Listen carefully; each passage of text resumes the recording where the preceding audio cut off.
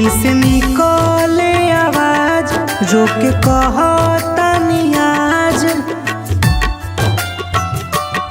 दिल से निकले आवाज रोक के कहतानी आज। लोरे अखिया के दिल में उतर जाई हो,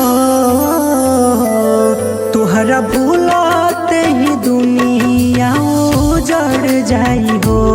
तुहरा भूलते ही दुनिया उजड़ जाई हो।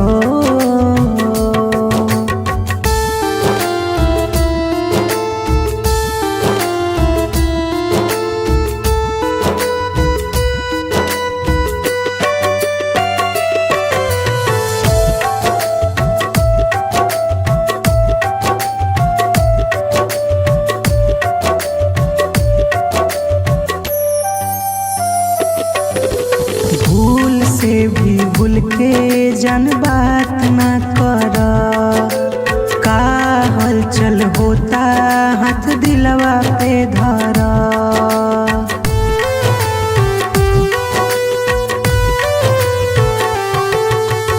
भूल से भी भूल के जन बात ना कर, का हलचल होता हाथ दिलवा पे धर। बढ़े धड़कन बेचैनी भी बढ़ जाई हो, तुहरा भूलते ही दुनिया उजड़ जाई हो। तुहरा भूलते ही दुनिया उजड़ जाई हो।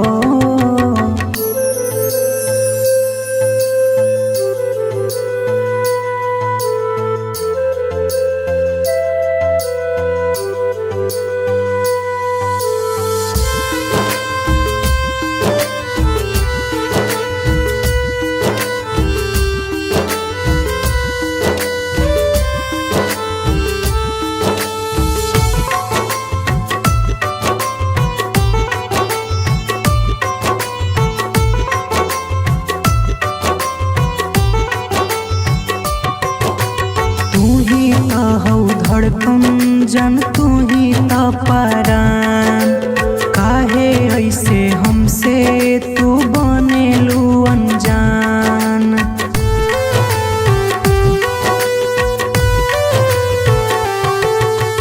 तू ही तो हो धड़कन जन तू ही तो परान, काहे ऐसे हमसे तू बनेलू अनजान। बिन तोहरा खर जाई हो, तुहरा भूलते ही दुनिया उजड़ जाई हो। तुहरा भूलते ही दुनिया उजड़ जाई हो।